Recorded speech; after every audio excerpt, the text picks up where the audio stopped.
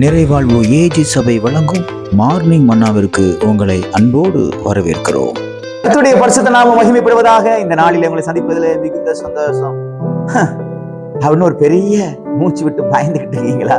இன்னைக்கு கர்த்தர் உங்க கூட பேசுகிறார். யாத்திராகமத்து புஸ்தகம் 2ஆம் அதிகாரம் 24வது வசனத்துடைய முதல் பகுதி இப்படியாக சொல்லுகிறது, தேவன் அவர்கள் பெருமூச்சை கேட்டு. எவ்வளவு அற்புதமான வார்த்தை பார்த்தீங்களா?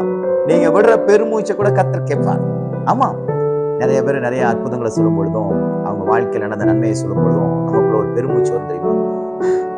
நமக்கு ஒண்ணு நடக்க மாட்டேங்குது, நான் படுற பாடு யாருக்கு தெரியும், நான் இப்ப எப்படி இருக்கிறேன்னு எனக்கே தெரியல அப்படின்னு சொல்லி நீங்க பெருமூச்சு விடுவீங்க பாருங்க.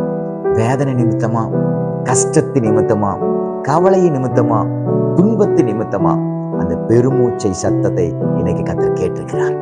நிச்சயமா சகோதரனே, நீங்க உங்க குடும்பத்தை குறிச்சு, உங்க பிள்ளைகளை குறிச்சு விட்ட பெருமூச்சு அவருடைய காதுக்கு கேட்டிருக்குது.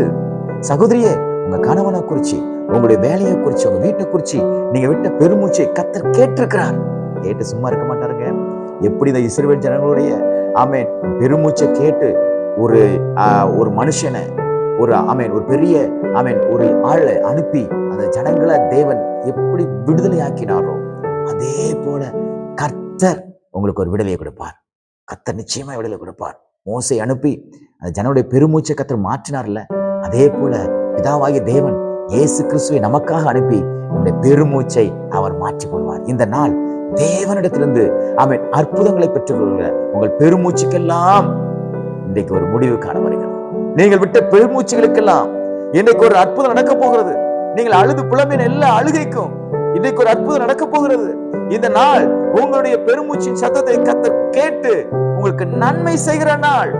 நான் என்ன பண்ணுவதென்று நீங்கள் திகைத்து போயிருக்கீங்களா? உங்களுடைய காரியங்களை குறித்து பெருமூச்சு விட்டு அழுது அழுது அழுது கண்களெல்லாம் வீக்கம் பிடித்து, முகமெல்லாம் வீங்கி, என்னை யார் எனக்காக உதவி செய்வார், என்னுடைய சத்தத்தை யார் கேட்பார், நான் படுகிற வேதனை யார் கேட்பார் என்று நீங்கள் சிக்கி தவித்துக் கொண்டிருக்கிற உங்களை பார்த்து கர்த்தர் சொல்கிறார், பெருமூச்சின் சத்தத்தை நான் கேட்டுக்கிறேன். அன்னாள் பெருமூச்சு விட்டு அழுதா பாருங்க. ஆலயத்துக்குள்ள போய் பெருமூச்சு விட்டு அழுதா. அவளுடைய பெருமூச்சின் சத்தத்தை கர்த்தர் கேட்டு ஒரு தீர்க்கதரிசியை கர்த்தர் அவளுக்கு கொடுத்தார். அவளுக்கு கேட்ட பிள்ளையை, ஆண் பிள்ளையை கர்த்தர் கொடுத்தார். அதே போல உங்க பெருமூச்சை கர்த்தர் கேட்டு இன்னைக்கு அற்புதம் நடக்கும். விசுவாசிக்கிறீங்களா?